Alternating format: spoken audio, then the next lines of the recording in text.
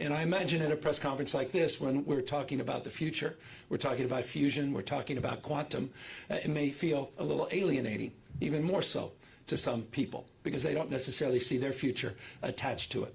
And that's why I was very proud to attach my signature to that bill today and build on the work we're trying to do here in the state of California to reconcile the fact that 2/3 of the wealth in this country is in the hands of just 10% of people. Those 10% of people are about half of our consumer spending.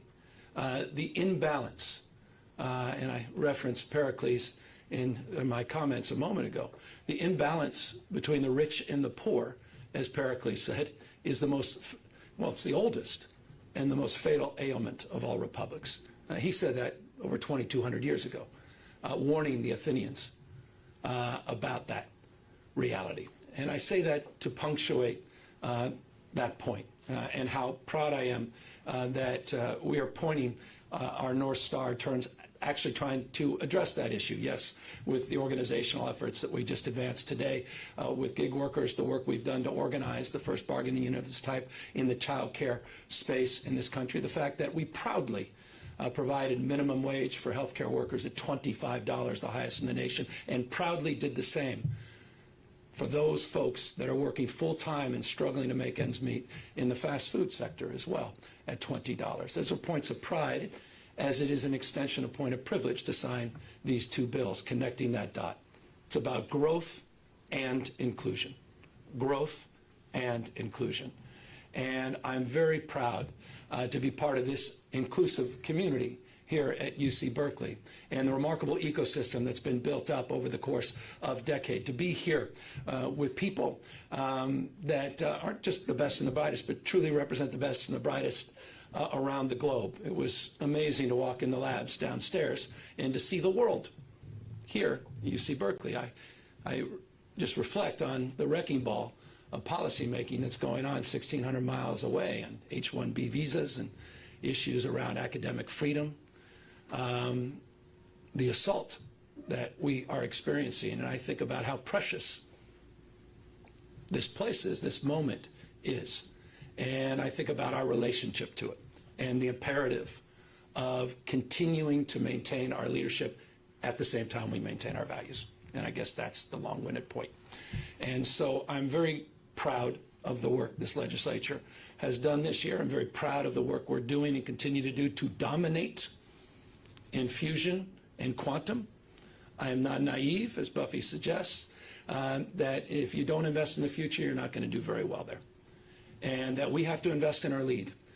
California is sort of infamous of dominating sectors and then, frankly, resting on our laurels. I'm not naive about what Illinois and Connecticut have been doing in the quantum space. I'm not naive about the investments others are making. Success, after all, leaves clues. And so that's really the spirit of these two bills. It's to build off, as Didi said, this dominance in terms of access to capital, 2/3 of the venture capital in this space coming through the state of California, dominate in terms of our conveyor belts for talent, which is our research institutions and the partnerships with Lawrence Berkeley Labs, Lawrence Livermore Labs as it relates to that 2022 landmark fusion moment. Not even a moment. What was well, you know that right, a nano of a nanosecond, but what it represents. And you know, we say it all the time. Future happens here first, where America's coming attraction. We are in the future business. That's what separates the game played here from the game played everywhere else in California, and it's precious. And in closing, it's because we have a formula for success. It didn't happen by chance. And that conveyor belt for talent, it's about investing in that conveyor belt for talent. These universities, best in class. And I'm surprised the chancellor left without bragging once again. UC Berkeley, finest public university in the United States of America. As the president suggested, this system has no peers. More active patents coming out of this system than any other public university system on planet Earth.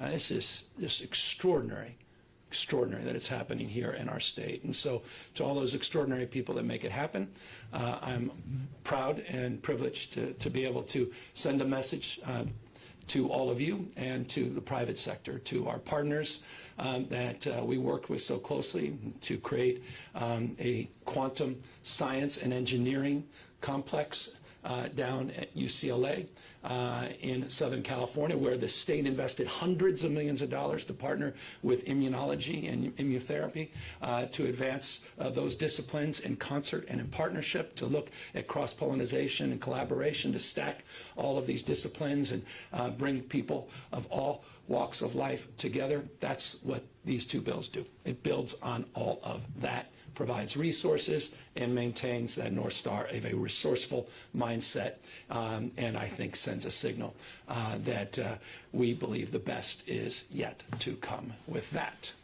why don't we get closer so we can sign these two bills, and I can thank you more formally. We'll sign 80. Is this you? Yes. That's you, Senate Bill 80. Thank you. And Buffy. Thank you, sir. Thank you for all their outstanding work, and that does it with this part of the presentation. And we're here now, happy to answer any questions on the science of quantum, which I'm more than prepared to respond to. Governor Gavin Newsom, if you don't mind, UC released 160 names of UC Berkeley faculty and students to the federal government in their anti-Semitism investigation. Many say it's capitulation to the federal government and that this risks academic freedom.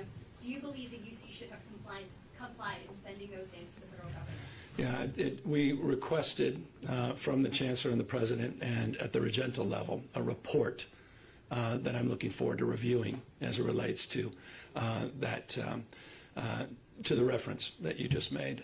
I was unaware of it myself until I read about it. And once I receive that information, that detail, I'll be able to make a judgment as to whether or not it was appropriate, whether or not it was consistent with past practices, or whether or not it should be adjusted in terms of policy moving forward. But in this moment, do you believe they should have complied with it? That's why I requested an independent review, so that I can get an analysis, objective analysis, to make that determination. Anybody else? I just want to ask about the refinery fire down in LA that's expected to send gas prices higher. Is there anything you're doing right now? It was just moments ago getting a briefing on the incident that occurred apparently late last night, the impacts that it may or may not have as it relates to the spot market, and the impacts that I am aware of in the spot market, but the longer term impacts as it relates to gas prices still need to be determined. And so that information is forthcoming. It was a Chevron refinery down in Southern California. It was impacted, as many of you know. This is a challenging time for refineries around the globe. Not just in the state of California. And so it is an area of real sensitivity as it relates to the concerns around gas prices. And I want to just applaud, because it would be remiss, considering who's to my right and the people behind me, in a bipartisan manner, the work that the legislature did in the bills that I signed just a week ago in relationship to the anxiety around supply, security, and affordability. And I appreciate the legislature's sense of urgency to address that issue in a very comprehensive way this year. But we have work to do in the Valero refinery, and that I can assure you is a tall task that has consumed members of my administration, led by those that are at the California Energy Commission, by the way, beneficiaries of the legislation I signed today, and a task force that is working overtime, led by a remarkable gentleman by the name of Siva, who is hoping to come up with a strategy to address that concern in particular. Just quickly, will you switch to the winter blend of the gasoline earlier to kind of make up for those? Yeah, we make those recommendations come from the experts, the California Air Resources Board and others around this time. It's a good question and timely question, around October, November. I think, on that issue, we make that judgment on an annual basis. And I think 3 out of the last 4 years or 2 out of the last 3, we've moved very quickly to do just that. there's a deeper question about that whole process that also is under review. And you may have seen we also just signed some legislation around ethanol as well to address some of the mix in our fuel supply, to address some of the price and affordability. But no, that decision should be made with recommendations forthcoming from CARB very, very shortly. Governor, on the shutdown, the White House is accusing Democrats of trying to allow undocumented immigrants to access Medicaid, and that's what they're trying to get. And the White House specifically said that they're trying to get California to continue using a, quote, loophole to fund Medi-Cal for undocumented immigrants. With the changes to enrollment that are coming in January, is that still accurate, and just your response to them? What the president's saying, he's lying. Speaker Johnson's lying. They're lying to the American people. It's shameful. Period, full stop. They know that. I mean, they can't even hide that fact. You can see their physiology and almost a smile on their face when they suggest that. So I reject the premise of their assertions, period, full stop.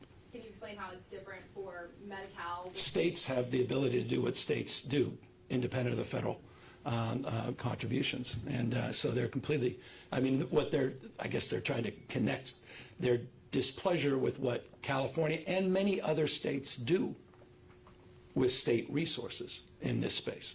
And that is a very separate conversation. It's a separate topic. It has nothing to do with their assertions in relationship to the government shutdown. Governor, what's your message to Senate Democrats in D.C. who may be thinking of compromising with Republicans in the Trump administration on the shutdown? Well, I don't think a shutdown advantages anybody, so I hope we can find compromise. It's difficult to do that with a guy who was more interested in playing golf over the weekend. Do you think Democrats should? I'll continue. Democrats. Not only he played golf all the weekend after canceling a meeting with Senate Democrats. The President of the United States canceled a meeting with the leaders in the Senate and in the House of Representatives, and then felt it was more important, hours before a shutdown, to play golf. And then, rather than having a serious meeting, decided to troll those leaders with a Trump 2028 hat that he put on the Resolute desk and sent out a tweet after he sent out an AI video doctored with a racist video of Speaker Jeffries in a sombrero. These are not serious people.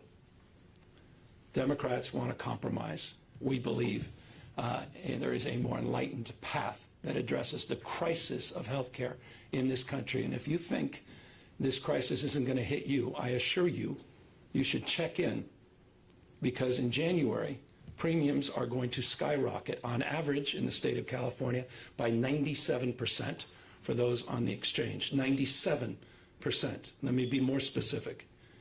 If you receive with Anthem, as an example, the Bronze program, it's $307 a month today. It will be $964 starting January 1st. That's what Republicans and Trump are promoting. One of the biggest increases in the cost of health care in American history, after some of the biggest cuts in health care in American history. So I applaud Speaker, Leader Jeffries and Leader Schumer for their efforts in standing firm and pushing back against the lies that are being perpetuated by this administration. And they should own up to the fact that they have made this country poorer after claiming they would make it richer, and have made it sicker after claiming they would make it healthier. But if Democrats sign on the CR as it is right now, with the hope that Republicans will engage in good faith negotiations on Medicaid, You lose leverage, you lose this country. so they should hold the line. You lose leverage, you lose this country. You take Donald Trump at his word? Come on. No one is that naive. No one is that naive. Governor. Mr. Governor, thanks for your time today, and thanks to Assemblymember Wicks and all the members of the legislature and Advisor Myers for also being here. Question for you about the press release yesterday. Thanks for sending it out about no state funding for, quote, sellout universities. What's your message to universities who weigh into this? Well, I believe in academic freedom. I believe it's what made California the fourth largest economy in the world. You know, there's the American dream, and there's only one other state that's attached to a dream, California. It's what makes the dream possible. It's not just this conveyor belt for talent that's part of that formula for success. It's our investment in research and development. That's why we have more scientists, engineers, more Nobel laureates than any other state, any other jurisdiction in the world. 18% of the world's R&D is here. Only Germany and China can lay claim to a higher percentage of research and development occurring in this state. It's because of academic freedom. They want to put the thumb on that. They want to prescribe what that should or should not look like. And so I won't be part of that. And I don't believe the legislature will be part of that. And so we wanted to send a clear message. We will not be part of that. And I thought it was important to do so at this critical moment. Last question. I do want to go back to. Well, forgive me only because she hasn't had a chance. Yeah, thanks so much, Governor. I'm wondering though, is there any concern that this statement you put out yesterday about not providing state funds if they sign this compact, is that now making it so that universities in the state are having to choose between dollars? There's no choice. This is an easy choice. Ultimately, though, There's no choice. You don't have a choice. You do the right thing. What's the point of the system? What's the point of the university? What's the point of all of this? If we don't have academic freedom, we're not allowed to pursue without threat. I mean, the hell is going on? That's not a choice. And the fact that I felt I needed to even send that message is rather shocking because some people think it is. It's not. We don't have a country. It's bigger than the university system. It's what it represents. Envy of the world. I just talked to you about the people in this lab. Every single part of the globe wants those kids in their countries, and they're starting to take them. We can destroy this thing overnight. I won't be part of that, period. Full stop. We'll have their backs. We always do. Proud of that. This legislature, this state has always stepped up. We were the ones who created this damn system. And then the great universities, the private universities, partners with Berkeley, it's Stanford and Caltech and USC and others. They're part of this. And we're all in this together. I mean, you heard the chancellor, he left with that great Latin phrase about this system, which is biblical in many respects. Many parts, one body. We stand as one, unified. That wasn't the case with universities that sold out across this country. But in this state, our state of mind must be resolute. I don't mean to put pressure on people. I need to put pressure on this moment and pressure test where we are in U.S. history, not just Californian history. And so forgive me for being so firm. This is it. This is it. We're losing this country. We're losing it in real time. This is a chaos presidency. He is a wrecking ball. This is unlike anything we've experienced in our lifetime. It is code red. No time for neutrality. It's time to stand up, pick a side, and be firm and resolute. And that's what I'm calling for. Governor, last question.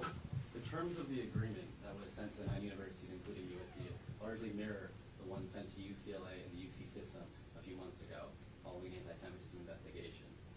Will you maintain the same standard and full funding instantly from the UC system and UCLA if they enter into a similar agreement? I have an extraordinarily good working relationship with the president, who happens to be but a few feet away from me, and members of the regents. I have all the confidence in the world that they are navigating this thoughtfully and thoroughly. And we have been working collaboratively for weeks to maintain that collaborative status. And so I'm not concerned about their capacity to organize a strategy that's thoughtful and deliberative, that maintains our values and moves through this without resorting to the kind of expressed concerns that I had about the university in question that was on that list. So you're saying I'm saying I have confidence in the UC system to do the right thing. so you don't think that they will? I have confidence in the UC system to do the right thing. Thank you. Thank The you. leadership of the UC system and members of the regents, and the fact that it's a public university and we are the public trust, and these legislative leaders and their resolve, we'll do the right thing. Governor, what's your Thank you, guys. Thank you. Governor, what's your reaction to Apple taking down the ICE tracking app at the request of Pam Bondi?